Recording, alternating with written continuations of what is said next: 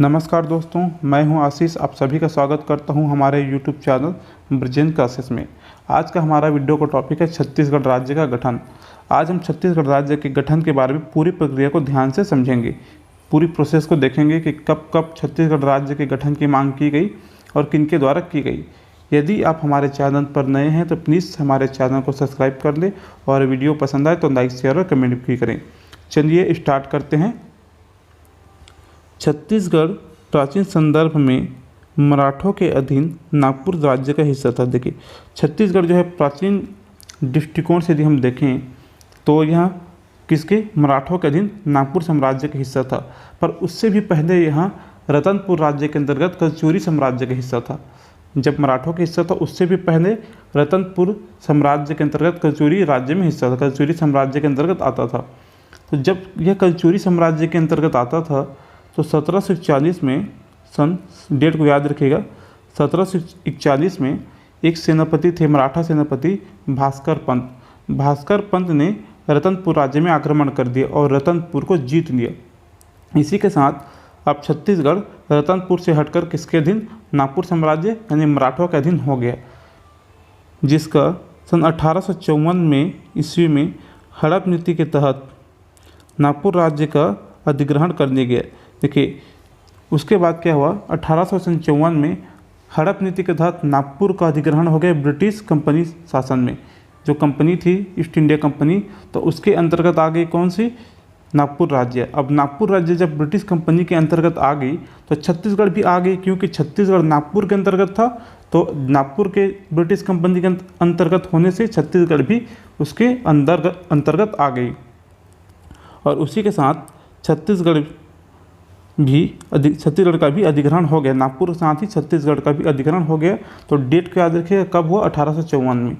1854 में नागपुर का अधिग्रहण हुआ और उसी के साथ छत्तीसगढ़ का भी अधिग्रहण हो गया। अब यहाँ पर एक शब्द आया था हड़प नीति, तो आइए देखते हैं हड़प नीति क्या है, थोड़ा सा इसके विषय में चर्चा करते हैं। हड़प नीति, जिसको व्यपगत का सिद्धांत भी कहा जाता है, तो ये एक ब्रिटिश गवर्नर जनरल थे जिसका नाम था लॉर्ड डलहौजी। तो डलहौजी 1848 से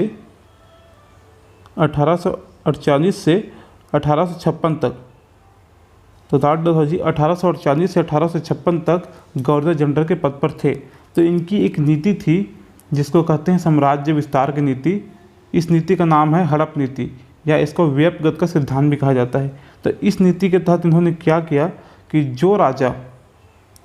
जो राजा निसंतान, जिसकी कोई संतान नहीं है, जैसे कि पुत्र या पुत्री नहीं है, उस राजा को मृत्यु के बाद, राजा की मृत्यु के बाद उसके राज्य को अपने साम्राज्य में मिला देते थे और उसका शासन जो है ब्रिटिश कंपनी शासन के पास चला जाता था। इसको कहते हैं हड़प नीति। ध्यान रखिएगा, यदि किसी राजा ने किसी पुत्र या पुत्री को गोद लिया हो तो गोद लिए गए पुत्र या पुत्री को ये मान्यता नहीं देते थे और उसका साम्राज्य का हड़प कर देते थे, इसलिए इसको हड़प नीति कहते थे और इसको व्यपगत का सिद्धांत के नाम से भी जाना जाता था। सबसे पहले जो सतारा जो राज्य है वह हड़प नीति के तहत ब्रिटिश शासन में गया था। इस नाम को भी याद रखें, कई बार पूछा गया कि कौन सा राज्य है, तो सतारा राज्य सबसे पहले हड़प नीति के तहत ब्रिटिश साम्राज्य में मिलाया गया था। आइए आगे बढ़ते हैं। सन 1861 में सेंट्रल प्रोविजंस एवं बरार का गठन किया गया। देखिए, सन 1861 में सेंट्रल प्रोविजंस एवं बरार का गठन किया गया, जिसको मध्य प्रांत के नाम से भी जाना जाता है। इसके अंतर्गत छत्तीसगढ़ को एक संभाग बनाया गया। तो देखिए, छत्तीसगढ़ को एक संभाग कब बनाया गया, तो डेट को याद रखिएगा, यहाँ पर हमने मेंशन करना भूल गए थे, 1862। सन 1862 में छत्तीसगढ़ को एक संभाग बनाया गया। इसको कई बार पूछा गया है 1862 को कि किस सन में छत्तीसगढ़ को एक संभाग बनाया गया, तो 1862 में बनाया गया, याद रखिएगा। और 1861 में मध्य प्रांत का गठन हुआ और 1862 में छत्तीसगढ़ को एक संभाग बनाया गया। जब छत्तीसगढ़ को एक संभाग बनाया गया तो उसमें कुछ जिले थे, जैसे कि रायपुर, बिलासपुर एवं संबलपुर।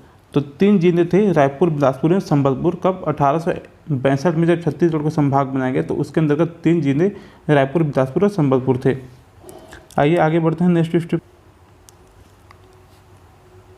स्वतंत्रता के समय, जिस समय भारत देश आज़ाद हुआ, स्वतंत्रता के समय जिस समय भारत देश आज़ाद हुआ 15 अगस्त सन 1947 को, उस समय छत्तीसगढ़ जो है सेंट्रल प्रोविंस एवं बरार यानी कि मध्य प्रांत का हिस्सा था। इसको क्वेश्चन में पूछा जाता है, क्वेश्चन ये यहाँ से ऐसा क्वेश्चन बनता है कि स्वतंत्रता के समय छत्तीसगढ़ किसका हिस्सा था। तो स्वतंत्रता के समय जब भारत देश आज़ाद हुआ उस समय छत्तीसगढ़ मध्य प्रांत का हिस्सा था।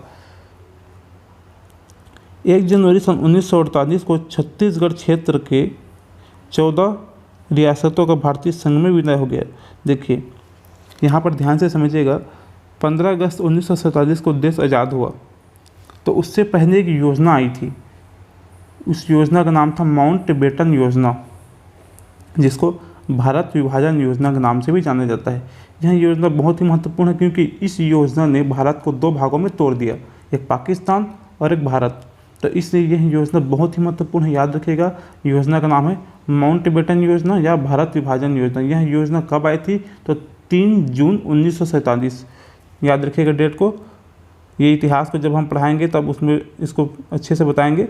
बट 3 जून 1947 को यह योजना आई थी, जिसको भारत विभाजन योजना के नाम से भी जाना जाता है।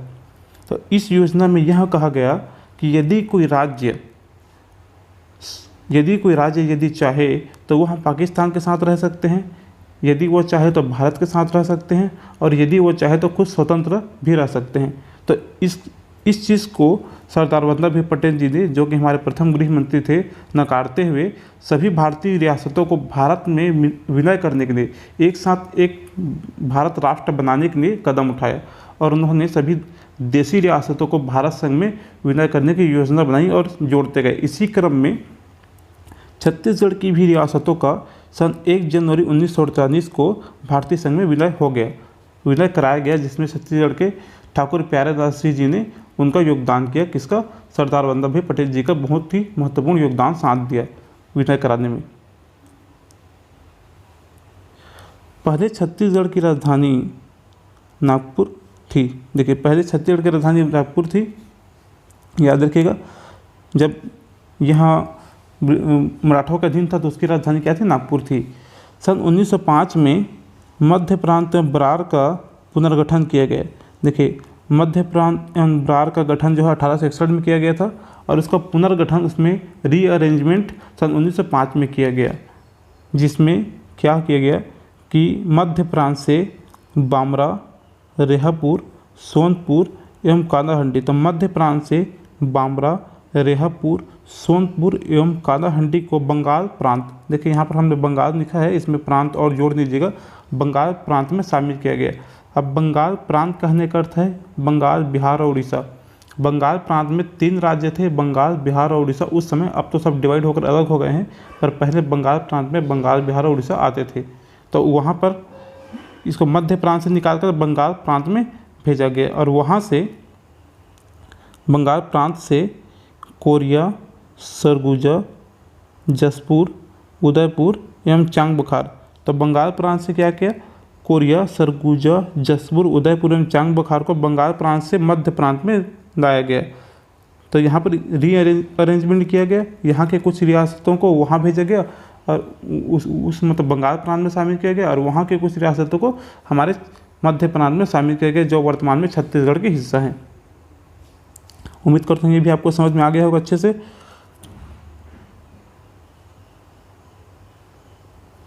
अब क्या है, एक फजल अली व्यक्ति थे जिनकी अध्यक्षता में राज्य पुनर्गठन आयोग का गठन किया गया। देखिए राज्य पुनर्गठन आयोग का गठन 1956 में किया गया, जो कि बहुत ही महत्वपूर्ण है। यह पहला राज्य पुनर्गठन आयोग था, तो ये बहुत ही महत्वपूर्ण है। 1956 डेट को याद रखिएगा, बहुत बार पूछा गया है कब गठन किया गया। 1956 में एक क्वेश्चन पूछा जाता है कि राज्य पुनर्गठन आयोग का गठन कब किया गया था, तो राज्य पुनर्गठन आयोग का गठन 1956 में किया गया था। तो जब राज्य पुनर्गठन आयोग का गठन किया गया, जिसके अध्यक्ष थे फजल अली, तो इन्होंने सिफारिश की कि एक नया राज्य मध्य प्रदेश का गठन किया जाए, और इन्हीं की सिफारिश के आधार पर मध्य प्रदेश राज्य का गठन किया गया। कब किया गया? 1 नवंबर 1956 को। तो राज्य पुनर्गठन आयोग की सिफारिश के आधार पर 1 नवंबर 1956 को मध्य प्रदेश का गठन किया गया, और जो छत्तीसगढ़ है वो अब मध्य प्रदेश का हिस्सा बन गया। जब मध्य प्रदेश का गठन किया गया तो छत्तीसगढ़ जो पहले मध्य प्रांत का हिस्सा था, अब वह किसके अधीन हो गया? अब वह मध्य प्रदेश के अंतर्गत आ गया, अब मध्य प्रदेश का एक पार्ट हिस्सा बन गया। मध्य प्रदेश में शामिल हो गया। कब हुआ? 1 नवंबर 2000 को। अब इसी 1 नवंबर देखिए मध्य प्रदेश का गठन हुआ 1 नवंबर 1956 को, और 1 नवंबर 1956 को हुई छत्तीसगढ़ मध्य प्रदेश के अधीन हो गया, और इसी 1 नवंबर 2000 को छत्तीसगढ़ राज्य का गठन भी हुआ था। इसको हम आगे देखेंगे। अब हम छत्तीसगढ़ के गठन की मांग को स्टेप बाय स्टेप समझेंगे कि कब कब और कैसे कैसे इसकी मांग हुई थी। सबसे पहले छत्तीसगढ़ का प्रथम संकल्पना पंडित सुंदरनाथ शर्मा ने किया। देखिए पंडित सुंदरनाथ शर्मा जी ने सबसे पहले छत्तीसगढ़ की संकल्पना किया था, ठीक है। फिर सन 1905 में छत्तीसगढ़ का प्रथम मानचित्र पंडित सुंदरनाथ शर्मा जी ने खींचा। छत्तीसगढ़ की प्रथम संकल्पना भी पंडित सुंदरनाथ शर्मा जी ने किया, और सन 1905 में छत्तीसगढ़ का प्रथम मानचित्र भी खींचा गया, और किनके द्वारा? पंडित सुंदरनाथ शर्मा जी के द्वारा। तो जो भी मैं पॉइंट आउट करते जा रहा हूँ उसको आप ध्यान से देखिएगा और इसको नोट से बनाते हुए चलिएगा, क्योंकि ये एग्जाम में पूछे जाते हैं और ये बहुत ही महत्वपूर्ण टॉपिक है, इससे बहुत सारे क्वेश्चन बनते हैं। आइए आगे बढ़ते हैं नेक्स्ट स्टेप की ओर। पंडित सुंदरनाथ शर्मा जी ने छत्तीसगढ़ राज्य का स्पष्ट रेखा चित्र खींचा तथा छत्तीसगढ़ को परिभाषित भी किया। देखिए सन 1918 में छत्तीसगढ़ राज्य का स्पष्ट रेखा चित्र खींचा गया, किसके द्वारा? तो पंडित सुंदरनाथ शर्मा जी के द्वारा। याद रखिएगा सन को, और किसके द्वारा? तो पंडित सुंदरनाथ शर्मा जी के द्वारा। तथा छत्तीसगढ़ को परिभाषित भी किया गया, किनके द्वारा? पंडित सुंदरनाथ शर्मा जी के द्वारा। तो इसको भी याद रखिएगा, छत्तीसगढ़ को कब परिभाषित किया गया? तो 1918 में, और किसके द्वारा? तो पंडित सुंदरनाथ शर्मा जी के द्वारा। ये सब क्वेश्चन एग्जाम में पूछे जाते हैं। 1924 में रायपुर जिला परिषद द्वारा छत्तीसगढ़ राज्य की मांग की गई। देखिए 1924 में क्या हुआ था कि रायपुर जिला परिषद की एक मीटिंग हुई थी, उस मीटिंग में छत्तीसगढ़ राज्य के गठन की मांग की गई थी। फिर 1939 में कांग्रेस की त्रिपुरी अधिवेशन, कांग्रेस का एक अधिवेशन 1939 में त्रिपुरी यानी कि जबलपुर में संपन्न हुआ। यहाँ पर भी छत्तीसगढ़ राज्य को बनाए जाने, छत्तीसगढ़ राज्य का गठन किए जाने की मांग की गई थी। अब देखते हैं, बहुत ही इंपॉर्टेंट टॉपिक है। 1955 में रायपुर के विधायक, ध्यान से देखिएगा यह बहुत इंपॉर्टेंट है, ठाकुर रामकृष्ण सिंह द्वारा मध्य प्रांत की विधानसभा में मांग की गई। देखिए 1955 में रायपुर के एक विधायक थे ठाकुर रामकृष्ण सिंह, इनके द्वारा मध्य प्रांत की विधानसभा में छत्तीसगढ़ राज्य के गठन की मांग की गई। हमने आपको बताया था कि मध्य प्रांत का गठन 1861 में हुआ था। तो उसी मध्य प्रांत की विधानसभा में 1955 में रायपुर के विधायक ठाकुर रामकृष्ण सिंह के द्वारा छत्तीसगढ़ राज्य के गठन की मांग की गई थी। तो यहाँ पर ध्यान रखिएगा, कई बार पूछा जाता है क्वेश्चन कि ठाकुर रामकृष्ण सिंह कहाँ से विधायक थे? तो रायपुर से विधायक थे। फिर 1956 में 28 जनवरी को डॉक्टर खूबचंद बघेल, तो डॉक्टर खूबचंद बघेल जो है राज्यसभा के सदस्य थे, की अध्यक्षता में राजनांदगांव में छत्तीसगढ़ महासभा का गठन किया गया। ये बहुत इंपॉर्टेंट है, इसको बहुत बार एग्जाम में पूछा गया है। तो याद रखिएगा सन 1956 में 28 जनवरी 1956 को डॉक्टर खूबचंद बघेल की अध्यक्षता में राजनांदगांव में छत्तीसगढ़ महासभा का गठन किया गया था, जिसके महासचिव दशरथ चौबे थे। देखिए ये दशरथ चौबे महासचिव थे और अध्यक्ष कौन थे? डॉक्टर खूबचंद बघेल जी थे, और अन्य सदस्य थे के.आर. भूषण और हरि ठाकुर, और भी कई सदस्य इसमें जुड़े हुए थे। तो यहाँ पर क्वेश्चन अच्छा से क्वेश्चन बनता है। तो यहाँ पर किस टाइप से क्वेश्चन बन सकता है, जैसे कि छत्तीसगढ़ महासभा का गठन कहाँ किया गया? तो कहाँ किया गया? तो आंसर आपका आता है राजनांदगांव। कब किया गया? तो 1956 में किया गया, और किनके द्वारा किया गया? तो डॉक्टर खूबचंद बघेल जी के द्वारा किया गया। और अध्यक्ष कौन थे? तो डॉक्टर खूबचंद बघेल। और यदि क्वेश्चन पूछे महासचिव कौन थे? तो दशरथ चौबे थे। सन 1956 में ही छत्तीसगढ़ मध्य प्रदेश का हिस्सा बन गया था। हमने आपको इससे पहले बताया था 1 नवंबर 1956 को मध्य प्रदेश का गठन किया गया, और उसी के साथ छत्तीसगढ़ भी मध्य प्रदेश के हिस्सा बन गया। तो कब बना? 1956 में। यदि क्वेश्चन पूछा जाए छत्तीसगढ़ किस सन में मध्य प्रदेश का हिस्सा बना था, तो सन 1956 में छत्तीसगढ़ मध्य प्रदेश का हिस्सा बना था। और मध्य प्रदेश का कितना क्षेत्रफल छत्तीसगढ़ के अंतर्गत आता था? तो वो है 30.47%। मध्य प्रदेश का 30.47% हिस्सा छत्तीसगढ़ के अंतर्गत आता था। 1967 में रायपुर में सम्मेलन व राष्ट्रपति से पृथक राज्य की मांग की गई। देखिए 1967 में रायपुर में सम्मेलन हुआ था, जिसमें राष्ट्रपति जी से छत्तीसगढ़ को पृथक राज्य बनाए जाने की मांग की गई थी। 1967 में ही राज्यसभा सदस्य डॉक्टर खूबचंद बघेल, देखिए 1967 में ही राज्यसभा के सदस्य, हमने भी अभी आपको बताया था, डॉक्टर खूबचंद बघेल द्वारा छत्तीसगढ़ भातृत्व संघ का गठन किया गया। और यह गठन कहाँ किया गया? राजनांदगांव में ही किया गया। देखिए दोनों ही सभा, हमने इससे पहले आपको बताया छत्तीसगढ़ महासभा और छत्तीसगढ़ भातृत्व संघ, दोनों ही राजनांदगांव में किया गया और दोनों ही डॉक्टर खूबचंद बघेल जी के द्वारा किया गया था। वो 1956 में था और ये 1967 में है। तो डेट को भी याद रखिएगा और जगह और किनके द्वारा किया गया उसको याद रखिएगा, ये सब क्वेश्चन में आता है। फिर देखते हैं 1994 में साजा बेमेतरा के विधायक रविंद्र चौबे द्वारा एमपी विधानसभा में पृथक छत्तीसगढ़ राज्य बनाए जाने की मांग की गई थी। देखिए क्या हुआ था, 1994 में साजा बेमेतरा के विधायक रविंद्र चौबे जी के द्वारा मध्य प्रदेश की विधानसभा में पृथक छत्तीसगढ़ राज्य बनाए जाने की दिशा में अशासकीय संकल्प प्रस्तुत किया गया, जो कि सर्वसम्मति से पारित हो गया। तो 1994 में किया गया था, किसके द्वारा? रविंद्र चौबे जी के द्वारा, और वो पारित भी हो गया था। 1998 में मध्य प्रदेश पुनर्गठन विधेयक को राष्ट्रपति की स्वीकृति के लिए भेजा गया था। देखिए 1998 में जो मध्य प्रदेश पुनर्गठन विधेयक है उसको राष्ट्रपति की स्वीकृति के लिए भेजा गया था, जो शायद वहाँ से पारित नहीं हो पाया था। आइए नेक्स्ट स्टेप की ओर आगे बढ़ते हैं। 25 जुलाई 2000, देखिए 25 जुलाई 2000 को विधेयक को गृह मंत्री लाल कृष्ण आडवाणी जी ने लोकसभा में रखा। देखिए उस समय हमारे देश के गृह मंत्री थे लाल कृष्ण आडवाणी, होम मिनिस्टर थे। इन्होंने 25 जुलाई 2000 को विधेयक मध्य प्रदेश पुनर्गठन विधेयक को लोकसभा में रखा और 31 जुलाई 2000 को विधेयक लोकसभा से पारित हो गया। 25 जुलाई को रखा गया और 31 जुलाई को वहाँ से पारित हो गया विधेयक।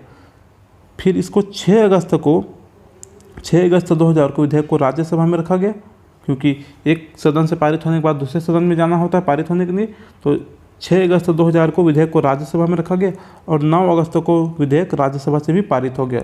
तो 9 अगस्त को विधेयक राज्यसभा से पारित हो गया। देखिए यहाँ से जब 9 अगस्त को विधेयक राज्यसभा से पारित हुआ तो उसमें कुछ चेंजेस, थोड़े से बदलाव किए गए थे राज्यसभा के द्वारा। उन्होंने थोड़ा सा एक चेंजेस उसमें क्या संशोधन किया, वह था छत्तीसगढ़ के राज्यसभा की सीटों के संबंध में। छत्तीसगढ़ में वर्तमान में जो राज्यसभा की सीटें हैं, जो कि 11 हैं राज्यसभा की सीटें हैं, जो कि 5 हैं, माफ़ कीजिएगा, राज्यसभा की सीटें 5 हैं, उसके संबंध में थोड़ा सा बदलाव किया गया था, जिसको 10 अगस्त को जो राज्यसभा के द्वारा बदलाव किया गया था, 10 अगस्त को संशोधन जो किया गया उसको लोकसभा ने स्वीकार कर लिया।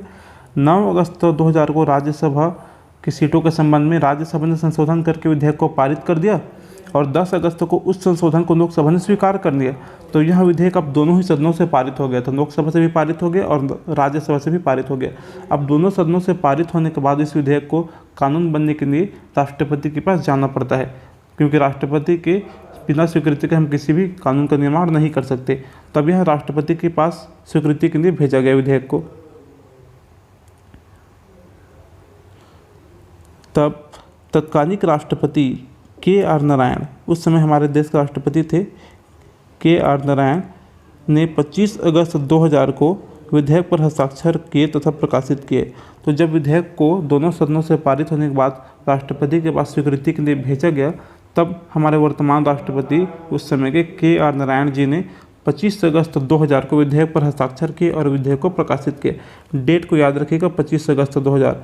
जैसे कि ये सभी डेट जो मैंने बताया इससे पहले, ये जो 25 जुलाई 2000 है जिसमें विधेयक को रखा गया, फिर 31 जुलाई को वहाँ से पारित हुआ, फिर 6 अगस्त को राज्यसभा में रखा गया, फिर 9 अगस्त को वहाँ से पारित हुआ। इन सभी डेट को पूछा जाता है, तो डेट को याद रखिएगा।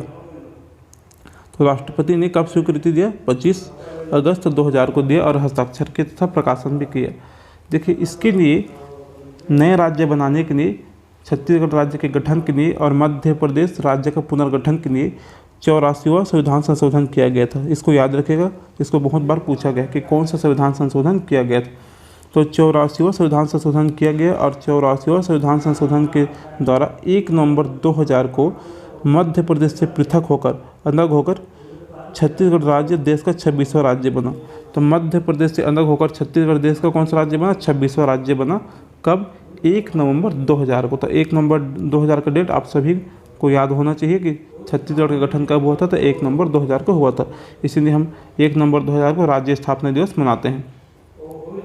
आइए हम नेक्स्ट स्टेप के आगे बढ़ते हैं।